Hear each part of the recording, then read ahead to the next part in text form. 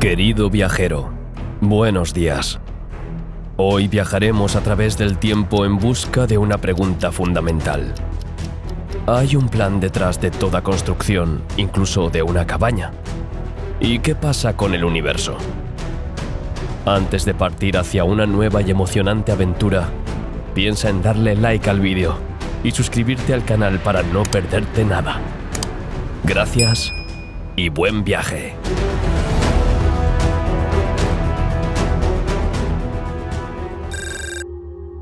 Las primeras edades del universo. Hace 13.800 millones de años nació toda la materia del universo. En solo 3 minutos.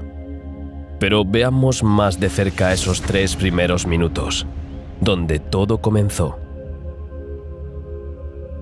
Instante cero. El Big Bang. Todo comenzó hace 13.800 millones de años. El universo nace en el instante cero, como un punto, un átomo primordial, adimensional e infinitesimalmente pequeño, que contiene toda la energía del universo. Este momento preciso se denomina singularidad inicial o Big Bang. La materia y la energía del universo y las dimensiones del espacio y del tiempo están comprimidas en un estado de extrema densidad. La temperatura es alta. El punto no representa un lugar específico en el espacio, sino que está en todas partes a la vez. Luego se expande hasta abarcar todo el espacio, el tiempo y la materia. Inspirado en la teoría de la relatividad general de Einstein, el modelo del Big Bang es la explicación del origen del universo unánimemente aceptada por la comunidad científica. La razón es que, aunque se expande y se enfría con el tiempo, en el pasado era más denso y caliente. A partir de este punto, y en un ambiente caliente, toda la materia se organiza metódicamente por las fuerzas de interacción. Todo sucede muy rápidamente, con solo fracciones de segundo de separación entre los siguientes pasos.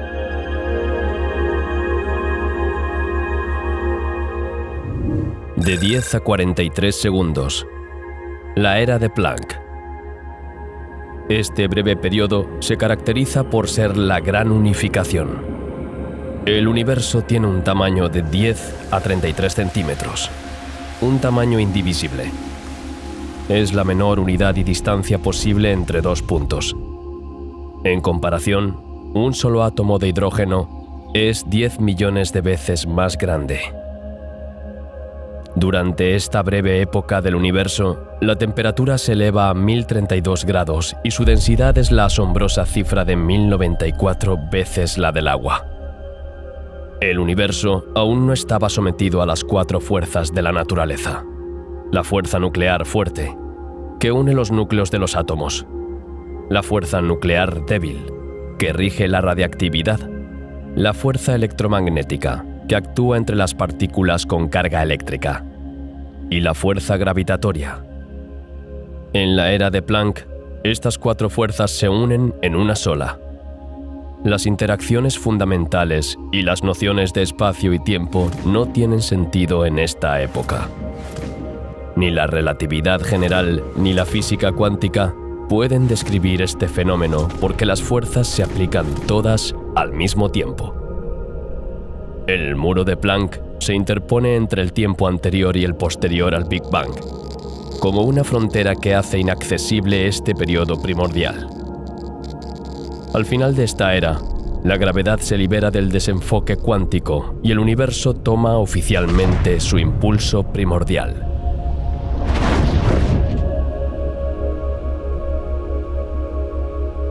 De 10 a 35 segundos. Inflado. Justo después de la era de Planck, la temperatura baja a 1028 grados. La energía liberada repentinamente del vacío cuántico hace que el universo se expanda rápidamente. Todas las distancias aumentan en una pequeña fracción de segundo. Su volumen aumenta en un factor de 1027, mientras que la expansión que sigue a lo largo de 13.800 millones de años es de 109. Bajo tal inflación, una pequeña área del universo primordial se expande enormemente. Al estirar excesivamente la curvatura del espacio en todas las direcciones, las anisotropías casi se borran. Durante esta expansión, las fluctuaciones cuánticas de la diminuta región inflacionaria adquieren una dimensión sideral, dejando su huella en el fondo cosmológico para siempre. Esta expansión fenomenal no contradice la teoría de la relatividad general, que afirma que nada puede moverse más rápido que la luz. El espacio mismo se mueve, no los cuerpos. La distancia entre dos partículas aumenta no porque se muevan, sino por la expansión del espacio.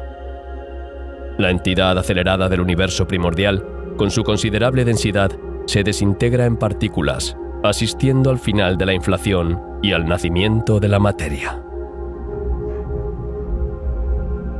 La inflación inyecta una enorme cantidad de energía en el universo. Las partículas y antipartículas entran en el mundo. Entre ellos están los componentes de la llamada materia oscura, la más abundante en el universo, que sirve de aglutinante indispensable para la formación de grandes estructuras.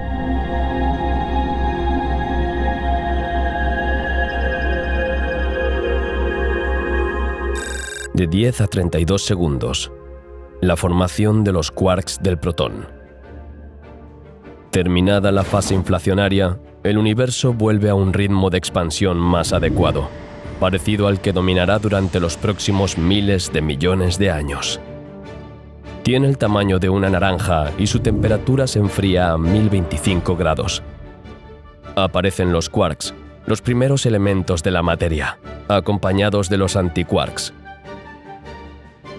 La antimateria es la materia con una carga eléctrica opuesta.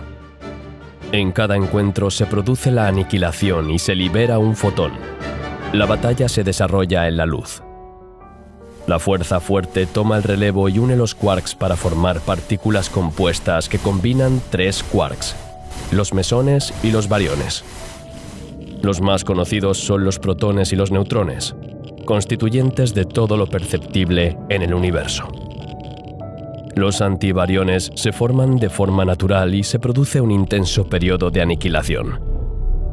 El encuentro de la materia y la antimateria provoca su desaparición y la producción de dos fotones de alta energía. Por el contrario, cuando un fotón materializa un par materia-antimateria, equilibra las pérdidas en la medida en que los fotones son lo suficientemente energéticos para producir la reacción. A medida que la expansión sigue disminuyendo, la energía media de los fotones baja, no se producen suficientes pares y la aniquilación continúa. Los bariones habrían desaparecido si una ruptura de simetría no hubiera roto la igualdad dentro de la sopa primordial. Aparece un excedente de materia, 1000 millones de antiquarks contra 1000 millones y un quarks. Un desequilibrio que parece irrisorio y que, sin embargo, es gracias a él que existe la materia que conocemos y de la que estamos hechos. Los antibariones desaparecen y solo queda una 1000.000.000ésima parte de los bariones. La llamada materia bariónica está formada por quarks y antiquarks, partículas elementales del modelo estándar sometidas a la fuerza fuerte. La sopa primordial se calienta a una temperatura tan alta que se produce una agitación térmica.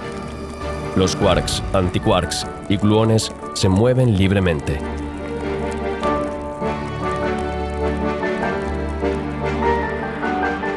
Un segundo. Los protones dominan sobre los neutrones. La energía de los fotones cae por debajo del umbral de producción de pares electrón-positrón, lo que provoca la desaparición de los antielectrones y deja solo un puñado de electrones. El universo se enfrió a 10.000 millones de grados y su densidad cayó a 380.000 veces la del agua. Como resultado de la derrota de la antimateria, hay un desequilibrio entre el número de neutrones y protones.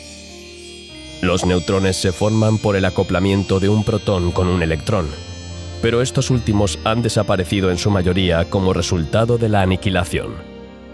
Los protones están ahora 5 veces más presentes que los electrones. A partir de 12 segundos, la nucleosíntesis primordial. La temperatura alcanza ahora 1000 millones de grados. En medio de este universo denso y caliente, los protones y los neutrones permanecen y se unen sin riesgo de ser separados por los fotones. Forman nucleones. Los protones restantes formarán por sí solos átomos de hidrógeno. La fuerza fuerte obliga a los nucleones a unirse y formar núcleos atómicos simples como el deuterio. En cuanto se crean, se disocian inmediatamente mediante fotones. Pero a partir de los 12 segundos, con el fenómeno de la expansión, la energía de los fotones se vuelve inferior a la energía del enlace del deuterio, hasta tal punto que los núcleos recién formados se resisten. Estos, a su vez, atraen un protón y un neutrón para formar un núcleo de helio. De repente, el universo es como un reactor de fusión nuclear, en el que todos los neutrones libres están unidos a los núcleos de helio. La nucleosíntesis primordial se detiene después de unos minutos, liberando estos núcleos ligeros de hidrógeno y helio en el universo. El descenso de la temperatura y la estabilidad del núcleo de helio no permitirán que la nucleosíntesis vuelva a producirse más adelante. El universo está más diluido y seguirá enfriándose. 30 minutos después del instante cero, el universo tiene una temperatura de 300 millones de grados. Su densidad es casi nula. No ocurrirá nada más durante unos cientos de miles de años. El universo sigue expandiéndose pacíficamente. Su radiación sigue impidiendo la formación de los elementos más pesados porque siguen siendo inestables. Los núcleos de hidrógeno y helio están bañados en un mar de fotones. Todo se ralentiza. 380.000 años después, la temperatura sube a 3000 grados y se forman nuevos enlaces, recombinación.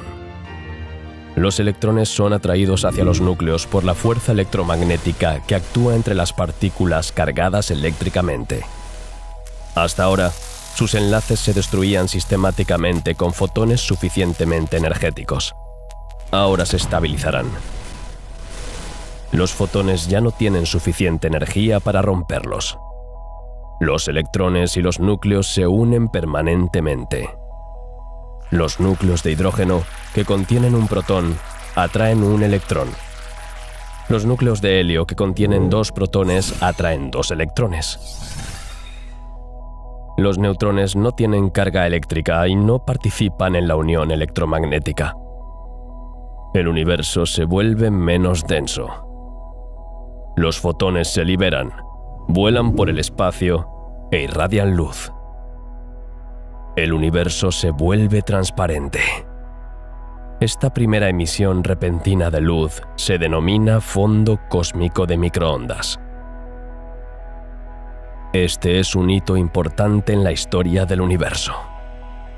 El universo, que hasta entonces había estado en la oscuridad, opaco a los fotones, se encuentra de repente iluminado.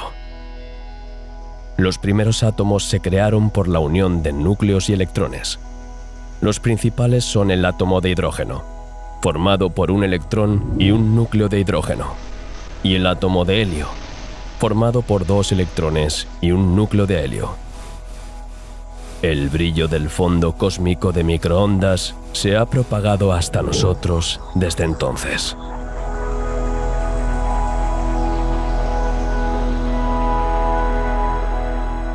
El periodo de la Edad Oscura comienza hace 13.700 millones de años.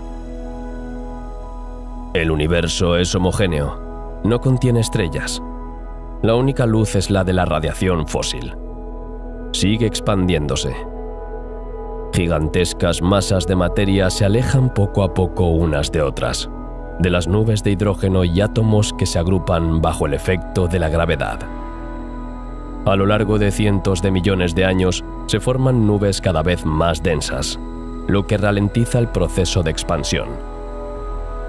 Estas nubes de tamaño inconmensurable se llaman protogalaxias. Presentan inhomogeneidades que dan lugar a zonas en las que la materia se condensa fuertemente, dando lugar al nacimiento de estrellas. Los átomos de hidrógeno se forman entre sí y aumentan la temperatura, fenómeno de acreción. Los átomos pierden sus electrones y vuelven a ser núcleos. La fuerza gravitatoria se enfrenta entonces a la fuerza electromagnética.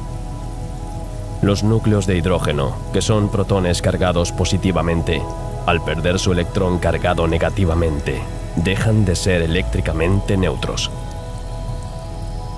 Dejan de ser eléctricamente neutros. Las leyes del electromagnetismo especifican que las cargas del mismo signo se rechazan entre sí. Comienza un duelo entre la fuerza gravitatoria que une los núcleos y la fuerza electromagnética que los separa. La gravedad persiste y hace que la temperatura aumente hasta casi 10 millones de grados. La fuerza electromagnética se doblega, derrotada en este duelo. Es el colapso. Los protones entran en contacto y se fusionan en núcleos de deuterio y luego en núcleos de helio, de la misma manera que durante la nucleosíntesis primordial. El final de la Edad Media está marcado por el encendido de las primeras estrellas.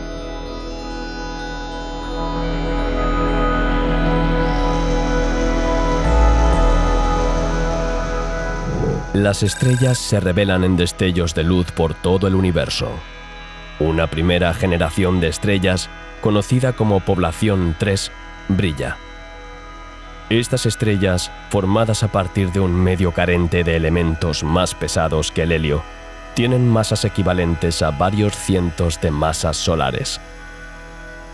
Estas estrellas muy luminosas evolucionan rápidamente y tienen una vida corta, de menos de 1 millón de años.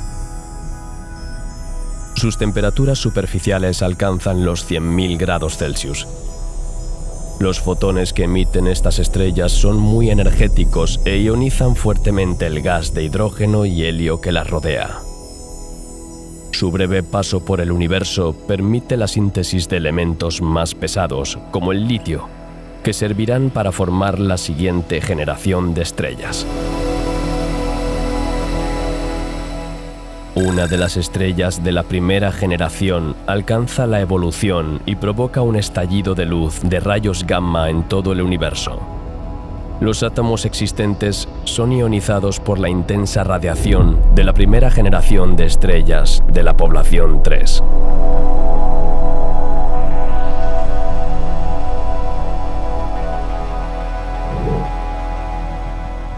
Las primeras galaxias toman forma hace 13.000 millones de años. Mientras nacen estrellas por todas partes, se organizan nubes de hidrógeno. El gas y las estrellas giran sobre sí mismos. Espirales que brillan con miles de millones de luces y elipses de estrellas y gas toman forma y pueblan el universo. Las galaxias nacen como islas de materia en el vacío intergaláctico.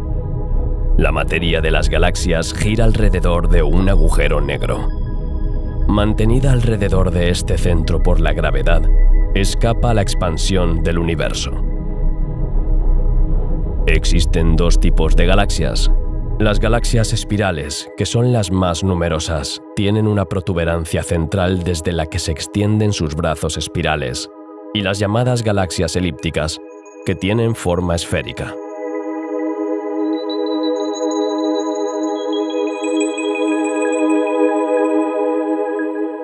El universo tiene 1.000 millones de años y los primeros cúmulos de galaxias están surgiendo. Algunas de las galaxias recién formadas se reúnen en nubes, que se denominan cúmulos. Los más masivos son los descendientes de los protocúmulos, concentraciones de galaxias primordiales. Algunos de ellos son tan masivos y activos que se manifiestan como cuásares. En un rincón remoto del cosmos, la materia oscura y la materia bariónica se condensan en un protocúmulo de galaxias que abarca más de 40 millones de años luz. Su alta densidad provoca muchas fusiones entre galaxias. La formación de estrellas jóvenes y masivas se está acelerando. En el corazón de algunos de ellos se forman agujeros negros ultramasivos y se encienden cuásares.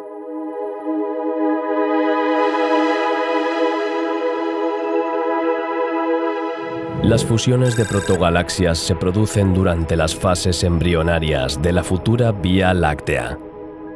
Esto da lugar a brotes de formación estelar, de los que surgen cúmulos de cientos de miles de estrellas, uno de los cuales se llama Messier 13. Esto ocurre después de muchas fusiones sucesivas de protogalaxias cada vez más masivas. Cuando dos de ellos entran en contacto, se produce un estallido de formación estelar, produciendo un enorme cúmulo que contiene cientos de miles de estrellas. Las estrellas más grandes abandonan rápidamente el cielo. Los más numerosos, menos masivos que el Sol, pueden brillar durante decenas de miles de millones de años. Si el cúmulo estelar sobrevive a la dispersión, podrá verse dentro de 12.000 millones de años como un cúmulo globular. Messier 13 contiene casi 1 millón de estrellas en una esfera de menos de 150 años luz de radio. Su densidad estelar en el centro es mucho mayor que en la actual vecindad solar.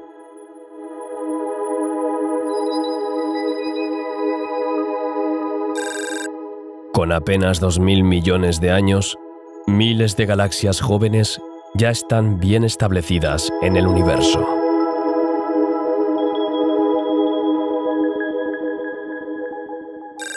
La apariencia del universo no ha cambiado en los últimos 3.000 millones de años, pero las galaxias que lo componen están en continua evolución. Todavía no han alcanzado el equilibrio que los caracterizará más adelante. La formación de estrellas está en pleno apogeo, favorecida por las frecuentes colisiones entre galaxias. La primera generación de estrellas de la población 3 da paso a objetos pobres en metales cuya trayectoria se corresponde con la de las estrellas más modernas de la población 1. Las estrellas con masas superiores a unas pocas masas solares llegan al final de su evolución y liberan en el universo gas rico en núcleos recientemente sintetizados en crisoles estelares. Otros núcleos producidos durante las explosiones de supernovas también se mezclan con el medio interestelar. El ritmo de formación de estrellas está en su punto más alto. En el corazón de las galaxias se establece un equilibrio entre el gas rico en metales que escapa de las estrellas y el gas sin metales del medio intergaláctico. La proporción de elementos en el universo se fija en torno al 74% de hidrógeno, el 24% de helio y el 2% de otros elementos como oxígeno, carbono, neón y hierro.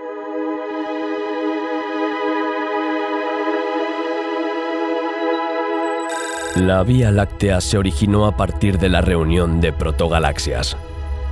A medida que avanza la coalescencia, la materia oscura se estanca en la periferia formando un halo esférico con un radio de unos 200.000 años luz y una masa del orden de 1.000 millones de masas solares. El gas bariónico arrastrado en el interior se contrae en un disco muy fino con una alta velocidad de rotación. Nubes de gas interestelar flotan en este disco con un radio de 50.000 años luz, en el que están fijadas varios miles de millones de estrellas.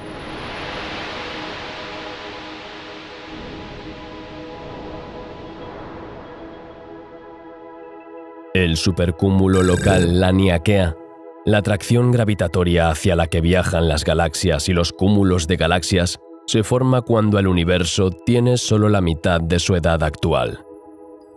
Con una extensión de 500 millones de años luz, La masa de materia que contiene equivale a 100 millones de masas solares.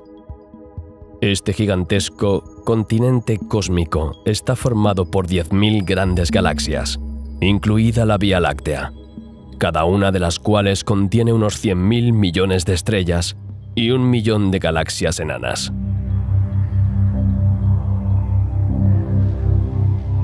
El cúmulo de galaxias en el que se encuentra la Vía Láctea es el grupo local, formado por unos 30 individuos, un cúmulo muy pequeño. Entre ellas, además de nuestra futura galaxia, hay otras 2 galaxias bastante masivas.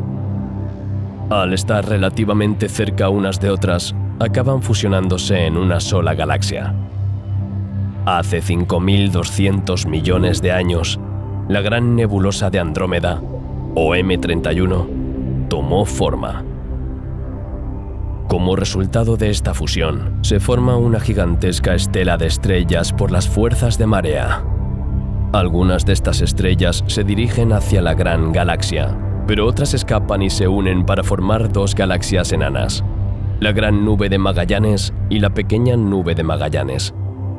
Con tal velocidad, pronto se encuentran en las proximidades de la Vía Láctea.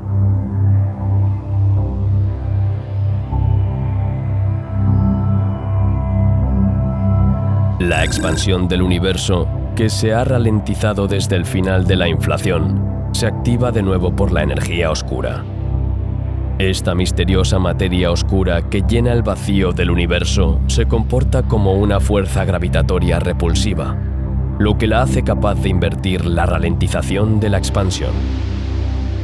La densidad de la materia disminuye con el tiempo, mientras que la densidad de la energía oscura permanece inalterada.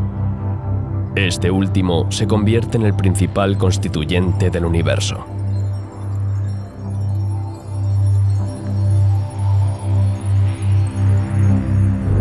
La formación del sistema solar.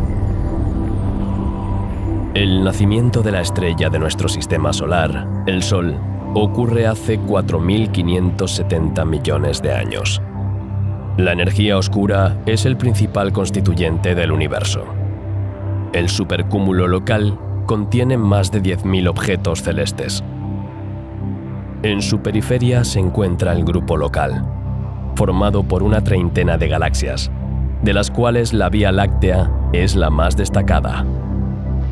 Su halo de materia oscura le ha dado un delgado disco de estrellas y gas que, en general, es muy frío y bastante diluido, conteniendo solo unas decenas de miles de millones de átomos por centímetro cúbico, en comparación con los miles de millones de nuestra atmósfera. Una de estas nubes interestelares flota a 27.000 años luz del centro de la Vía Láctea. Está compuesto principalmente por hidrógeno, con algunos toques de helio y otros elementos pesados procedentes de una supernova. De repente, un fragmento de esta nebulosa colapsa sobre sí mismo, bajo el efecto de la atracción gravitatoria. Los átomos se aceleran y migran hacia el centro, que se vuelve más caliente y denso. La nube adquiere una forma esférica y el gas se calienta para irradiar energía. El Sol en ciernes tiene actualmente la forma de una protoestrella. Para brillar como una estrella en este entorno excesivamente frío de menos 270 grados Celsius, debe producir suficiente energía. La nube de gas se contrae a una temperatura de 10 millones de grados Celsius en su centro. Comienza la fusión de los núcleos de hidrógeno. La interacción fuerte domina sobre la repulsión eléctrica. Los 2 átomos de hidrógeno se combinan para formar un átomo de helio y así liberar energía. Hasta 4 millones de toneladas de hidrógeno arden por fusión cada segundo y la energía producida en este horno de 15 millones de grados Celsius debe ser liberada. Los fotones, producidos en el centro del Sol, se encargan de esta tarea y tardarán 500.000 años en llegar a la superficie. Desde el núcleo ardiente, pasan por una zona radiactiva más fría y densa a 2 millones de grados Celsius, y luego por una zona convectiva donde la materia caliente se disipa hacia el exterior más frío. Al final de este viaje, la materia se enfría y se hunde en el fondo. Antes de su contracción final, el futuro Sol está rodeado por un disco de gas y polvo que se fragmenta en una miríada de pequeños cuerpos. Algunos de ellos se aglomeran en estructuras más grandes.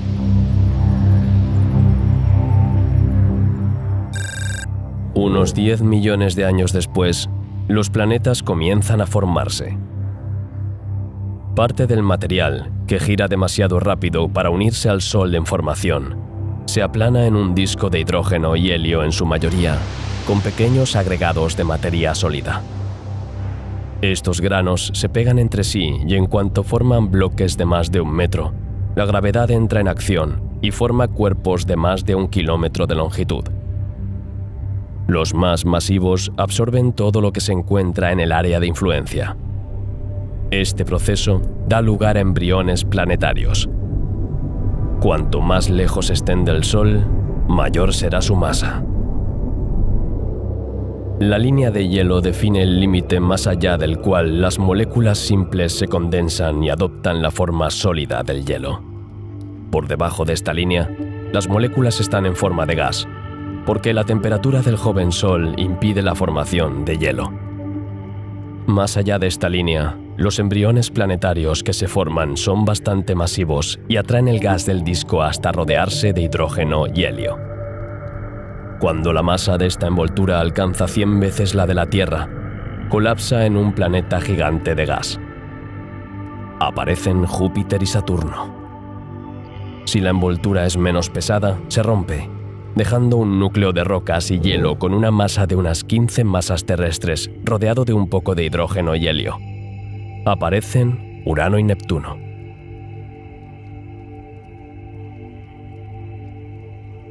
Por debajo de la línea de hielo, el medio se vacía gradualmente de gas y los embriones planetarios se perturban mutuamente en órbitas que se vuelven tan largas que pueden colisionar. Se producen colisiones violentas. Solo 4 individuos sobreviven a esta batalla de choque, los 4 planetas terrestres: Mercurio, Venus, la Tierra y Marte.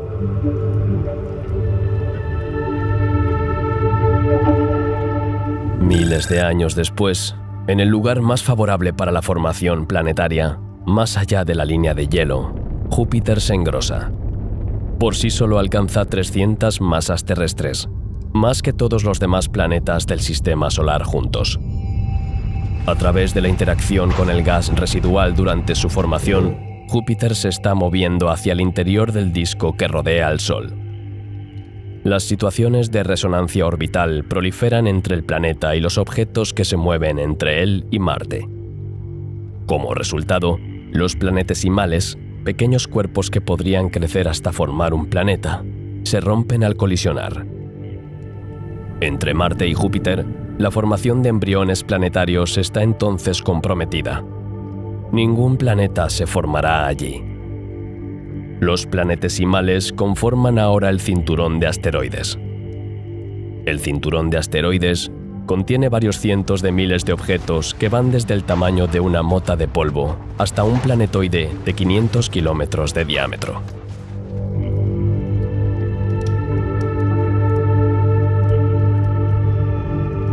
Hace poco más de 4.500 millones de años, la Tierra recién formada prospera tranquilamente en su zona orbital, que ha limpiado adecuadamente de cualquier objeto celeste. Los 2 puntos de Lagrange, L4 y L5, son una excepción a la regla debido al equilibrio de fuerzas que allí se produce.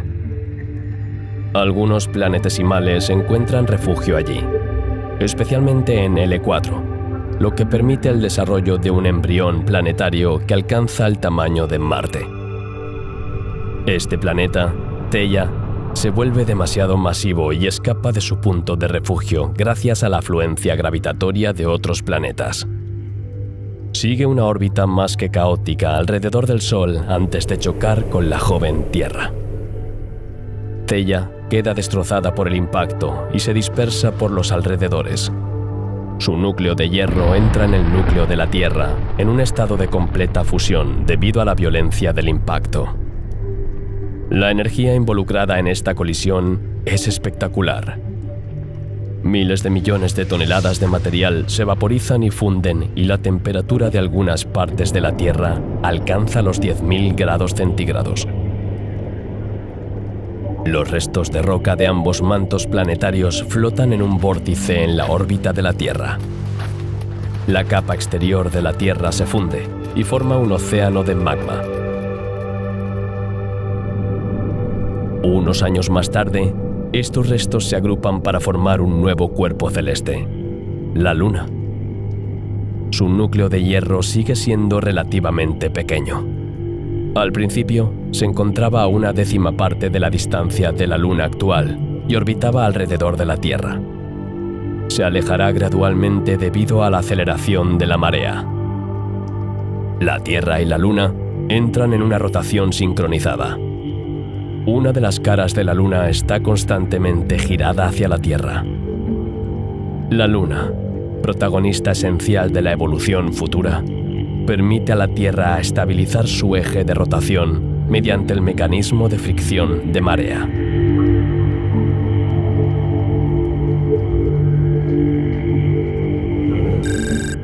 Hace 4.500 millones de años, los planetas gigantes estaban rodeados por un disco de gas y polvo en cuyo centro se formaban sus satélites. El gas del disco hace que los satélites migren suavemente hacia el planeta debido a la interacción gravitatoria. Uno de los satélites de Saturno, de unos 5.000 kilómetros de diámetro y formado por un núcleo rocoso cubierto por un gran manto de hielo de agua, se acerca lentamente al gigante gaseoso. El gran satélite cruza el límite de la roca, la distancia por debajo de la cual su cohesión interna ya no puede soportar las fuerzas de marea provocadas por el planeta. El manto de hielo se pulveriza y el núcleo de roca, más tenaz, sigue moviéndose hasta que es engullido por Saturno. Una multitud de bloques de hielo están dispersos. Algunos de ellos son capturados por el planeta y el resto se extiende en un disco aplanado alrededor del planeta, formando los famosos anillos de Saturno.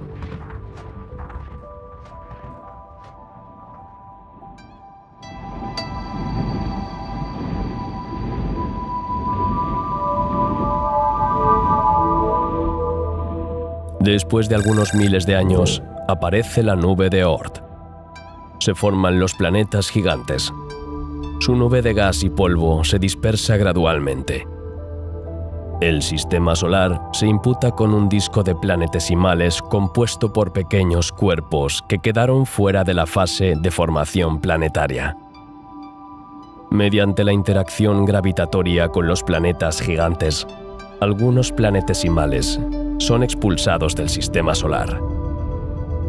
Bajo la influencia gravitatoria de las estrellas, los planetesimales ven circular sus órbitas alrededor del Sol formando una esfera de pequeños cuerpos. Esta entidad, conocida como la nube de Oort, mide 50.000 unidades astronómicas de radio. Está formado por más de 1.000 millones de núcleos cometarios, una auténtica reserva de cometas en ciernes.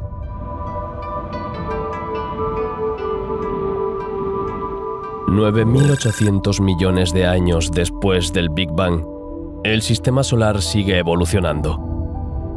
Los 4 planetas gigantes están muy cerca unos de otros. Urano es el más alejado del Sol y se encuentra cerca de un disco lleno de planetesimales.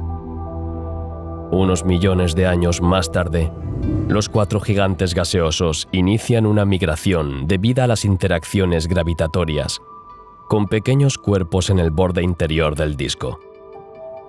Saturno, Neptuno y Urano se desplazan hacia el exterior, mientras que Júpiter lo hace hacia el interior.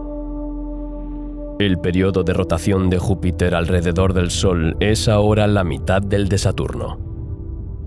Este cambio en la estructura orbital de los planetas gigantes tiene un impacto violento y brutal en el sistema solar. Saturno es empujado por Júpiter hacia su órbita final e interactúa con Urano y Neptuno. Los dos últimos son impulsados a órbitas mucho más alargadas. Neptuno sobrepasa la órbita de Urano y es lanzado al corazón de un disco de planetesimales. Miles de cuerpos son expulsados de sus órbitas originales, tanto fuera como dentro del sistema solar, hacia los planetas terrestres. Este es el periodo del gran bombardeo tardío. La Luna, Marte y Mercurio, y en menor medida la Tierra, son golpeados repentinamente por meteoritos y cometas. Sus superficies están profundamente marcadas con cráteres de impacto.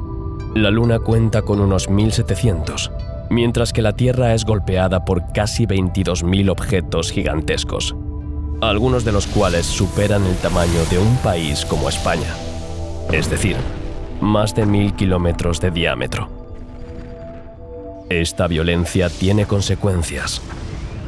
La energía liberada durante el bombardeo fue suficiente para vaporizar parte de los océanos que cubrían la Tierra, destruyendo cualquier forma de vida que pudiera haber empezado a establecerse en el planeta, haciéndolo temporalmente inhabitable.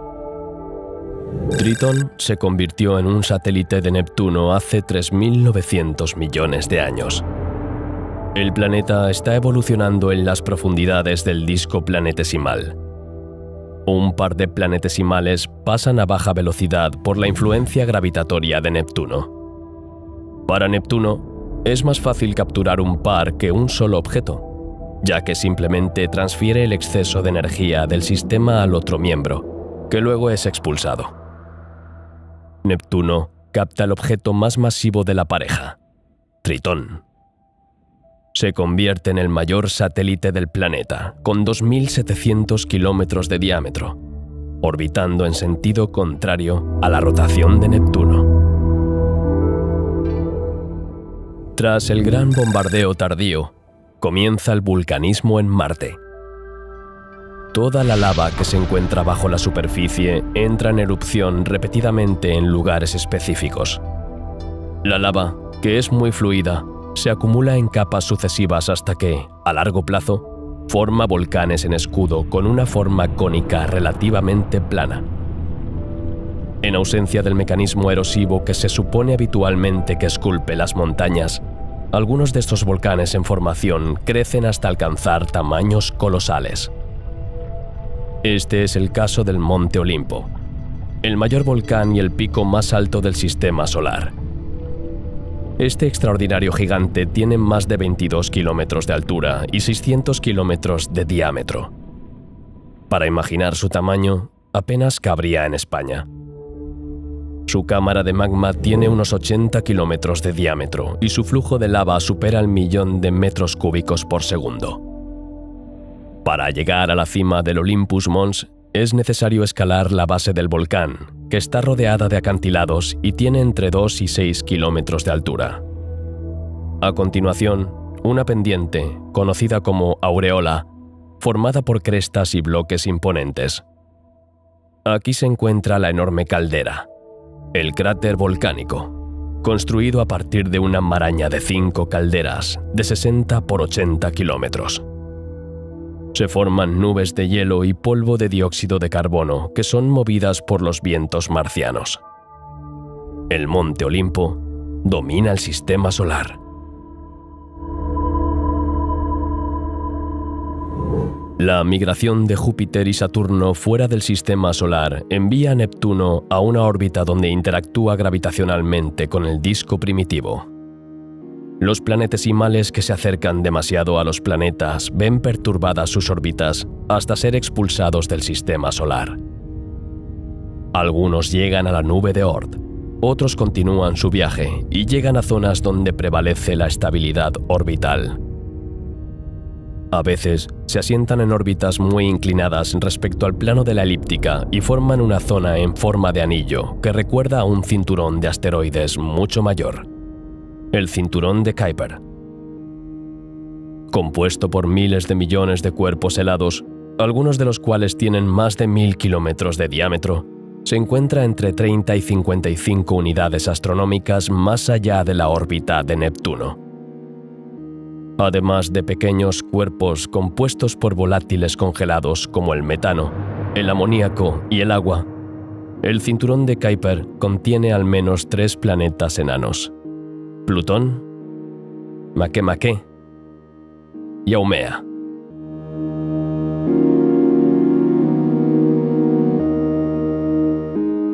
Las primeras formas de vida se desarrollaron hace 3.500 millones de años. Los grandes eventos volcánicos hacen que el agua de las capas más profundas de la Tierra se eleve en forma de vapor, dejando el planeta con una espesa nube. Las lluvias torrenciales provocadas por todo este vapor de agua que satura la atmósfera terrestre forman los primeros océanos. Otra parte del agua procede del gran bombardeo, cuando una multitud de pequeños cuerpos helados cayeron del espacio. El entorno es ahora propicio para la aparición de las primeras células y bacterias que pueblan los humedales. Las cianobacterias, o algas verde-azules, prosperan en los límites extremos de las mareas.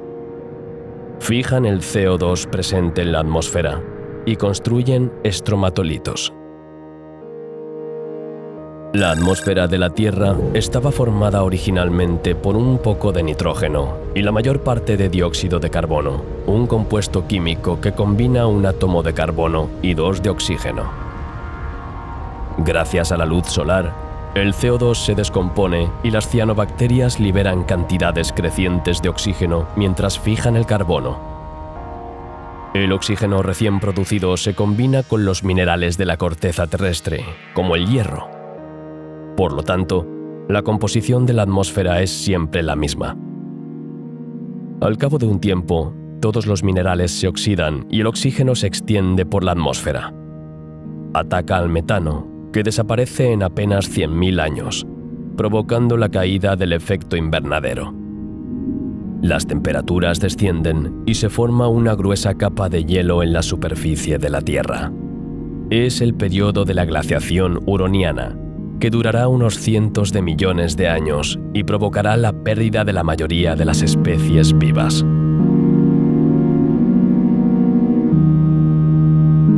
Hace 500.000 millones de años, en algún lugar de la Vía Láctea, una corriente de estrellas jóvenes se enamoró de una nube interestelar, dejando una serie de estrellas que quedaron unidas por su gravedad mutua en forma de cúmulo abierto. Este grupo de estrellas, que se mueve en la misma dirección, se encuentra 5 millones de años después, a menos de 500 millones de años luz del Sol. Perturbado por su entorno galáctico, el grupo de estrellas se dispersa hasta que sus 7 estrellas más brillantes adoptan la forma de una gran cacerola. Se forma el asterismo de la Osa Mayor.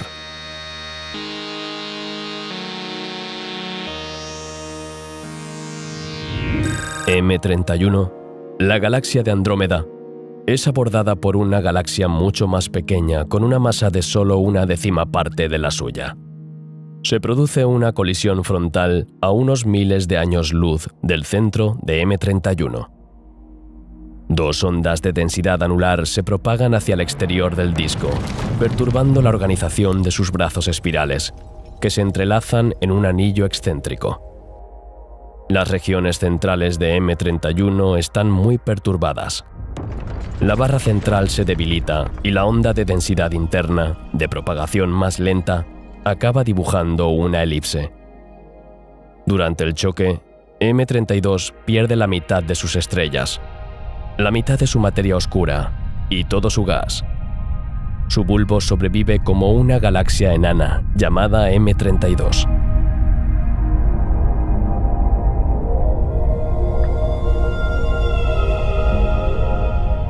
Hace más de 200 millones de años, las 4 masas de Tierra de 570 millones de años se fusionan en una sola, Pangea, que significa todas las tierras. Formada por la colisión de los 2 supercontinentes, Protogondwana y Larusia, el relieve de Pangea está conformado por importantes cordilleras. Está rodeada en gran parte por el océano Panthalassa y también alberga al océano Tethys, al este, en el hueco de la media luna que forma. La formación de Pangea tiene importantes consecuencias para la vida. La longitud del litoral y la superficie de las aguas costeras se transformaron y una gran parte de las especies marinas no sobrevivieron. Las tierras del centro de Pangea están alejadas del mar y experimentan muchas menos precipitaciones. Aparecen desiertos gigantescos.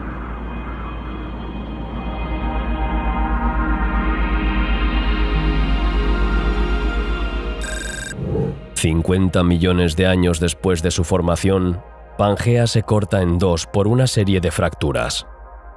Una profunda fisura comienza a abrirse y a llenarse de agua, seguida de enormes flujos de lava procedentes del magma que asciende a lo largo de las fracturas.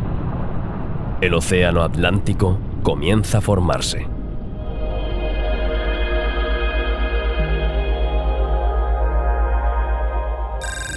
Un primer cuerpo celeste evoluciona a poco más de 2 unidades astronómicas del Sol en el borde interior del cinturón de asteroides.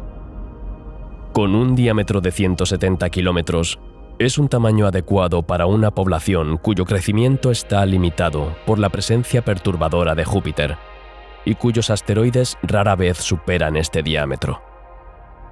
Al mismo tiempo, un segundo cuerpo celeste de 60 kilómetros de diámetro se mueve en una órbita bastante similar a la del primero. Un día, los dos asteroides chocan. Una colisión frontal a una velocidad de 3 kilómetros por segundo, de una violencia inconmensurable. Los dos asteroides se reducen a un resto de polvo lo suficientemente grande como para permitirles reagruparse y formar una nueva familia de objetos con características similares. La familia de asteroides llamada Baptistina. Esta familia de asteroides está formada por un centenar de objetos mayores de 10 kilómetros, el mayor de los cuales tiene 40 kilómetros de diámetro, y seguirá dando que hablar.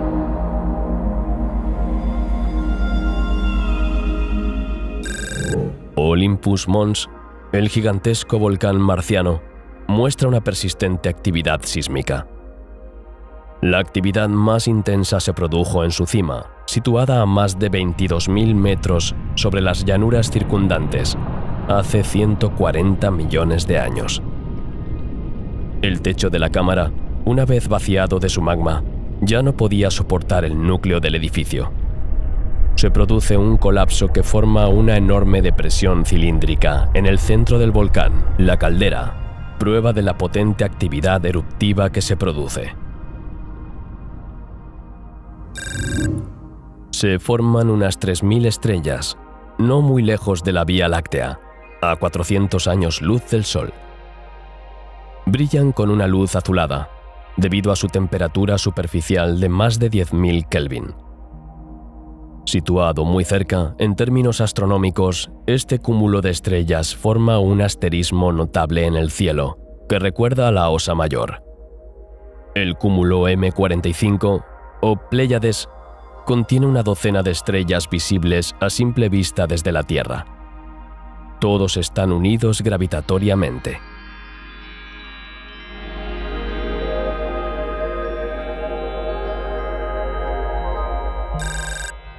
Los asteroides de la familia Baptistina permanecen en el cosmos.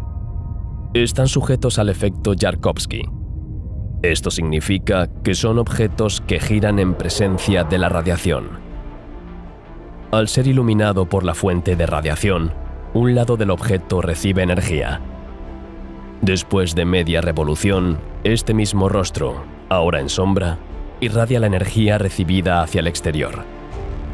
En este momento se ejerce un empuje muy débil en función de su forma y del estado de la superficie. El efecto Yarkovsky divide a la familia Baptistina en dos grupos que se alejan entre sí. A medida que se desplazan, algunos de ellos son perturbados por Júpiter y los demás planetas son expulsados a órbitas hasta las de la Tierra o la Luna. Hace 108 millones de años, uno de ellos, de unos 10 kilómetros de tamaño, voló a baja altura sobre el horizonte occidental de la Luna hasta chocar violentamente con ella. El impacto forma una enorme depresión circular, el cráter Tycho. y envía vetas de eyección de más de 1000 kilómetros a través del hemisferio sur de la Luna. Los grandes restos arrojados por el impacto golpean la Tierra poco después y causan una devastación localizada.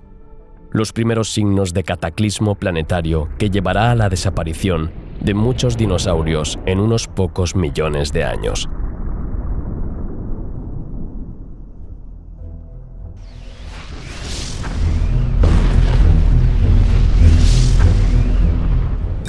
Durante algunos millones de años, aumentó la formación de cráteres de impacto causados por objetos celestes de más de 1 kilómetro. Esto se debió a la familia de asteroides Baptistina, que creó el cráter Tycho en la Luna y uno de los 4 mayores cráteres de Venus. La Tierra también lleva las marcas de los impactos de esta familia, pero lo que le espera no es comparable. Hace 65 millones de años, uno de los asteroides Baptistina, de 10 kilómetros de diámetro, chocó con la Tierra y la dañó irremediablemente. El cráter de impacto se encuentra ahora bajo una gruesa capa de piedra caliza en el norte de la península de Yucatán, en México. Este impacto contribuyó a la extinción masiva de 2/3 de las especies de la era secundaria tardía: los dinosaurios no avianos, los pterosaurios y los plesiosaurios. Amplifica las erupciones masivas en el Deccan, lo que provoca una disminución de la luz solar y la muerte de las plantas. La fractura que inició la división de Pangea hace 150 millones de años continúa su evolución extendiéndose de un polo a otro del globo. La zona sumergida se hizo más amplia y profunda. El magma que sobresalía de las fosas se solidificó bajo el agua, formando una cresta volcánica de varios miles de kilómetros. Pangea se divide en 2 bloques separados entre sí por las emisiones de lava del nuevo océano.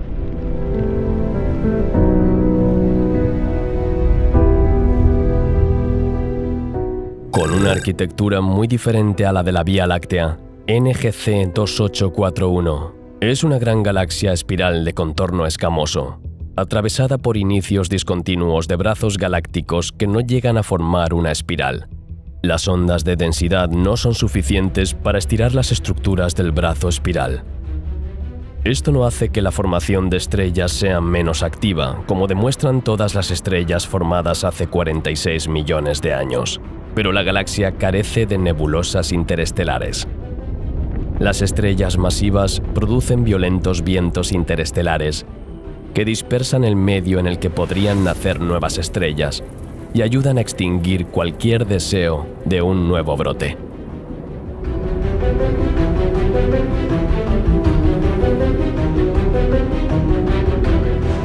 Hace 11 millones de años, la galaxia NGC 5128, conocida como Centauro A, colisionó con una espiral de su grupo.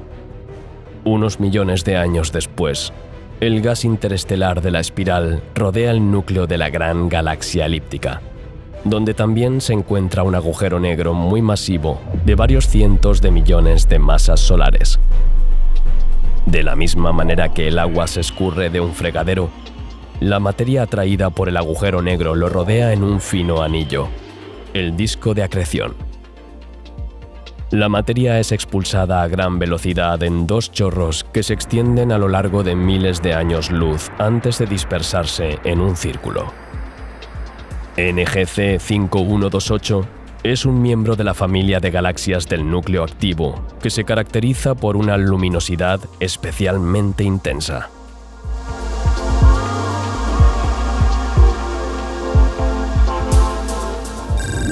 El universo hoy.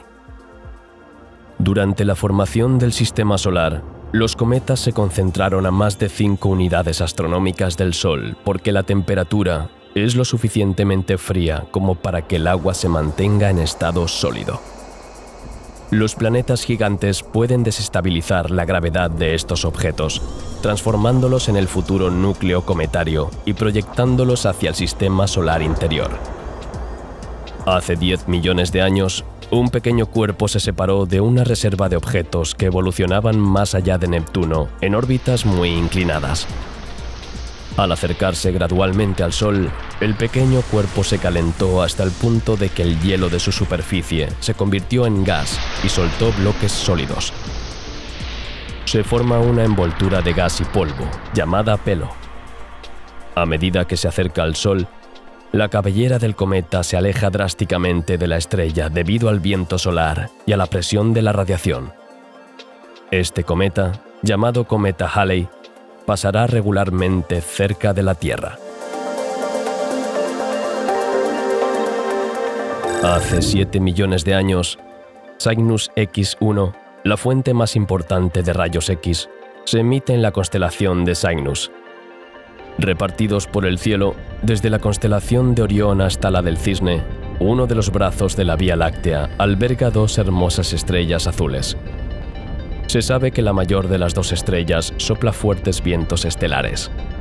Al final de su vida, se libera de su envoltura y su núcleo colapsa en un agujero negro de 10 masas solares. Pero la pareja de estrellas sigue existiendo. La segunda estrella pierde material que envuelve el agujero negro para formar un disco de gas. La fricción frenética hace que se caliente a millones de grados.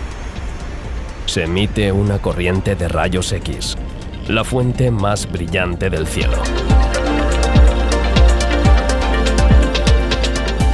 Una estrella masiva cercana al Sol sufre el colapso de su núcleo al entrar en la fase final de su evolución.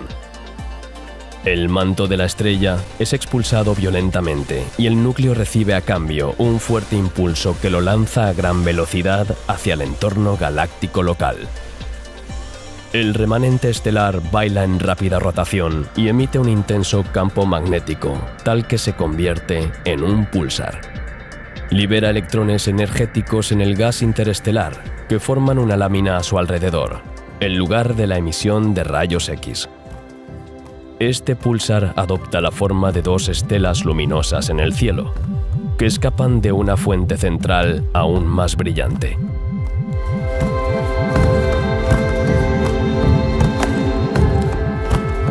La estrella Sanduleak es una supergigante azul en la Gran Nube de Magallanes.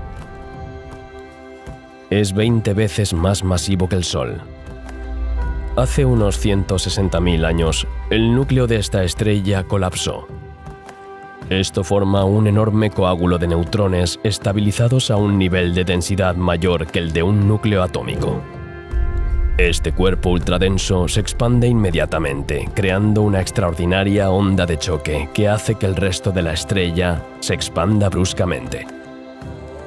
Las reacciones nucleares comienzan en las capas más profundas, generando masas de elementos radiactivos. La envoltura brilla con un resplandor impresionante, 1000 millones de veces el brillo del Sol, mientras está sometida a una alta temperatura. Su radiación se desvanece con el tiempo.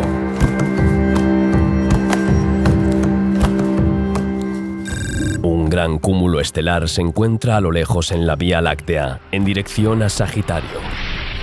Hace unos 48.000 años, el núcleo de una de las estrellas colapsa. La estrella de neutrones, o magnetar, así formada comienza a girar con tanta fuerza e intensidad que provoca una tensión considerable en la corteza estelar. La corteza se resquebraja y libera una repentina ráfaga de energía magnética, una densa nube de pares electrón-positrón y una ráfaga de rayos gamma. Esto no dejará de tener consecuencias en el futuro. La época del Pleistoceno está llegando a su fin. Un gran bloque de zinc y hierro se dirige a la Tierra. Fragmento del núcleo de un planeta en formación, desprendido en una colisión, su composición metálica le permite soportar las molestias aerodinámicas impuestas por la atmósfera terrestre. Al acercarse a su destino, un hito acabó por romperse. Un bloque cientos de veces mayor que la de la bomba de Hiroshima. La llanura herbácea en la que vivían los mamuts y los perezosos gigantes queda totalmente aniquilada, así como todas las formas de vida presentes en un radio de varios kilómetros. Carina Eta, es una de las estrellas más masivas de la Vía Láctea, 100 veces más masiva y 5 millones de veces más brillante que nuestro Sol. Girando sobre sí misma a una velocidad cercana al límite que la desmembraría por efecto de las fuerzas centrífugas, la estrella adopta una forma aplanada.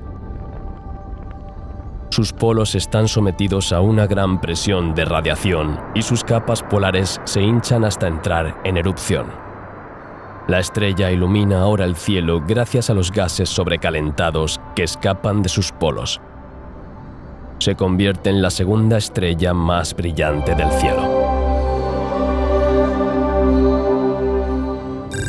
Una estrella al final de su proceso evolutivo ve colapsar su núcleo a 6.000 años luz de distancia en dirección a la constelación de Tauro.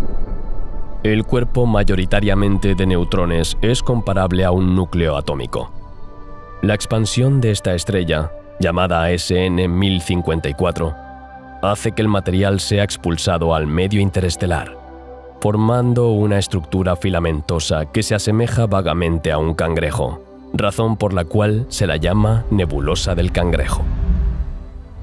El remanente de la explosión de SN 1054, un pulsar, se encuentra dentro de la nebulosa del cangrejo como un gran imán que gira rápidamente. Produce una radiación que barre el cosmos circundante, expulsando 2 chorros de partículas energéticas del mismo modo que un faro ilumina el océano. Entre los 2 brazos principales de la Vía Láctea, una gran nebulosa que combina una nube interestelar y un cúmulo de estrellas toma forma a 5.000 años luz del Sol. Esta es la nebulosa de la Laguna. Una nueva generación de estrellas rompe y esculpe los fragmentos de la nube. Las estrellas, calentadas a muy altas temperaturas, liberan ondas de rayos ultravioleta que disocian átomos y moléculas. Las estrellas masivas soplan vigorosos vientos estelares y barren el sistema solar. La gran nube primordial se disocia lentamente y nacen nuevas generaciones de estrellas. La luz emitida por la supernova que dejó su huella en la nebulosa del Cangrejo llegó a la Tierra en el año 1054. Se descubre la Gran Mancha Roja de Júpiter en 1665. Se trata de una estructura anticiclónica que ha tomado forma en la atmósfera joviana. Tiene casi 15.000 kilómetros de largo y 12.000 de ancho, y es más grande que el planeta Tierra. Los vientos soplan a unos 700 kilómetros por hora, y enormes nubes de 160 kilómetros se ciernen sobre el escenario rojizo. En 1859, se observa por primera vez una erupción solar desde la Tierra. Este acontecimiento primordial en la actividad del Sol se produce en la superficie de la fotosfera y proyecta a través de la cromosfera chorros de material de alta velocidad que contienen todas las partículas que contiene. Las erupciones solares se producen por una acumulación de energía magnética en zonas de campos magnéticos intensos. Desde la Tierra, aparece un punto muy brillante en la superficie del Sol que dura 5 minutos. Unas horas más tarde, se producen auroras polares e interrupciones en las redes telegráficas. En 1876, se produjo una tormenta en Saturno que formó grandes manchas blancas en su superficie. La tormenta es el resultado del ascenso del aire húmedo por el calor latente. El vapor de agua se enfría y se condensa para formar cúmulos de hasta 44 kilómetros. Pueden durar varios meses y van acompañados de relámpagos hasta 10.000 veces más intensos que los de las tormentas terrestres. Un cuerpo con una composición cercana a la de un núcleo cometario se forma más allá de la línea de hielo del sistema solar. Su composición de hielo de agua y polvo lo hace inestable en cuanto entra en las capas superiores de la atmósfera. Luego se desintegró y uno de sus fragmentos aterrizó en la Tierra, por encima de un río en el centro de Siberia. El 30 de junio de 1908, hacia las 7 de la mañana, se produjo una explosión que liberó una energía equivalente a la de 1000 bombas de Hiroshima. Un objeto de 50 metros de diámetro erradicó toda forma de vida en un radio de 50 kilómetros. Se talaron e incendiaron 60 millones de árboles. Se quemaron vivos cientos de renos y otros animales. Los incendios duraron días y se arrojó polvo y escombros a la atmósfera. Una alineación planetaria excepcional se eleva en el cielo. El Sol, la Luna y la Tierra se alinearon con otros 5 planetas: Mercurio, Venus, Marte, Saturno y Júpiter. Aquella mañana del 5 de mayo de 2000, el Sol estaba completamente eclipsado detrás de la Luna. El Sol, a su vez, eclipsó a todos los demás planetas. Para que este acontecimiento se produzca, todos los planetas deben salir al mismo tiempo que el Sol y la Luna, pero la alineación de este día no es perfecta e implica desviaciones posicionales. El magnetar de Sagitario, formado hace más de 47.000 años, emite una tercera llamarada de rayos gamma en 2004. Por primera vez, el soplo emitido llega a la Tierra. Aunque procedía de una estrella situada a 50.000 años luz, tuvo efectos nocivos en la atmósfera hasta 20 kilómetros por encima del suelo. La expansión temporal provoca trastornos en los instrumentos de detección de los satélites y los telescopios terrestres. La desintegración de asteroides es un hecho frecuente en el espacio, ya que no es raro que los asteroides choquen con otros objetos del cosmos, como demuestra la superficie de la Luna, que ha sido fuertemente impactada por fragmentos de estos cuerpos en descomposición. En 2013 se observó un fenómeno más raro: la desintegración del asteroide P/2013-R3, de forma totalmente espontánea e inesperada. Este acontecimiento se explica por la inestabilidad del asteroide al ser golpeado por la luz del Sol. Su intensidad de rotación aumenta hasta que se vuelve incontrolable y se rompe en una docena de bloques, los más grandes de los cuales miden entre 180 y 350 metros de diámetro. El universo está en constante cambio. El año 2022 deleita nuestros ojos con maravillosos acontecimientos astronómicos. Durante unos días, el número de meteoros visibles en el cielo aumenta cuando la Tierra pasa por la órbita de un cometa. La lluvia de meteoros, conocida como lluvia de cuadrántidas, se manifiesta con unos 60 bólidos que atraviesan la atmósfera cada hora. A lo largo del año, se produce un espectáculo de diferentes eclipses. Un eclipse solar parcial y un eclipse lunar total cambiarán el cielo durante un breve periodo de tiempo y satisfarán a los astrónomos más curiosos. ¿Qué pasa después? La historia no termina aquí. Aún quedan largos capítulos por escribir. Lo que sabemos hoy no es nada comparado con lo que el universo nos revelará mañana.